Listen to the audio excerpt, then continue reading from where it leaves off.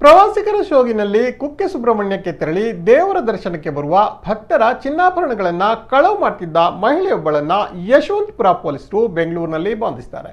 ಬಂಧಿತ ಮಹಿಳೆಯನ್ನ 38ರ ಹರೆಯದ ಆಂಧ್ರಪ್ರದೇಶದ ನಿವಾಸಿ ಮಮತಾ ಎಂದು ಗುರುತಿಸಲಾಗಿದ್ದು, ಇನ್ನೋರ್ವ ಆರೋಪಿ ಆಕೆಯ ಪತಿ ತಲೆಮರೆಸಿಕೊಂಡಿದ್ದಾನೆ.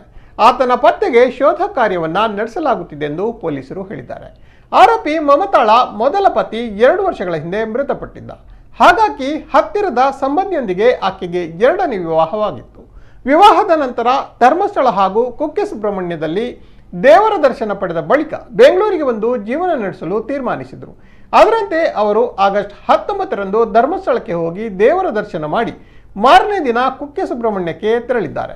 ಸುಬ್ರಹ್ಮಣ್ಯದ ಹೋಟೆಲ್ ಒಂದರಲ್ಲಿ ಉಪಹಾರ ಸೇವಿಸುತ್ತಿದ್ದ ವೇಳೆ ಪಕ್ಕದ ಟೇಬಲ್ನಲ್ಲಿ ಊಟ ಮಾಡುತ್ತಿದ್ದ ಪ್ರವಾಸಿಗರು ಬ್ಯಾಗ್ ಬಿಟ್ಟು ಕೈ ತೊಳೆಯಲು ಹೋಗಿದ್ದ ವೇಳೆ ಹಣದ ಅಗತ್ಯ ಇದ್ದ ಕಾರಣ ಆರೋಪಿಗಳು ಬ್ಯಾಗ್ ಕಳವು ಮಾಡಿ ಅಲ್ಲಿಂದ ಕಾಲ್ಕಿತ್ತಿದ್ದಾರೆ. ಬಳಿಕ ಬ್ಯಾಗ್ ತೆಗೆದು ನೋಡಿದಾಗ ಚಿನ್ನಾಭರಣ ಇರುವುದು ಕಂಡು ಬಂದಿದೆ. ಬೆಂಗಳೂರಿನ ಲಗ್ಗೆರೆಯಲ್ಲಿ ಬಾಡಿಗೆ ಮನೆ ಮಾಡಿಕೊಂಡು ಇವರು ನೆಲೆಸಿದ್ರು. ಬೆಂಗಳೂರಿನಲ್ಲಿ ಅನುಮಾನಾಸ್ಪದವಾಗಿ ಓಡಾಡುತ್ತಿದ್ದ ಮಮತಾಳನ್ನ ಠಾಣೆಗೆ ಕರೆದೊಯ್ದು ವಿಚಾರಣೆ ನಡೆಸಿದ ಸಂದರ್ಭ ಚಿನ್ನದ ಅಂಗಡಿಯಲ್ಲಿ ಅಡವಿಟ್ಟ 10 ರಸೀದಿಗಳು ಹಾಗೂ 2 ಉಂಗುರಗಳು ಇವಳ ಬಳಿ ಪತ್ತೆಯಾಗಿವೆ. ವಿಚಾರಣೆ ಸಂದರ್ಭ ಚಿನ್ನವನ್ನ ಕುಕ್ಕೆ ಸುಬ್ರಹ್ಮಣ್ಯದಲ್ಲಿ ತಾವು ಕಳವು ಮಾಡಿರುವುದಾಗಿ ತಪ್ಪೊಪ್ಪಿಕೊಂಡಿದ್ದಾಳೆ.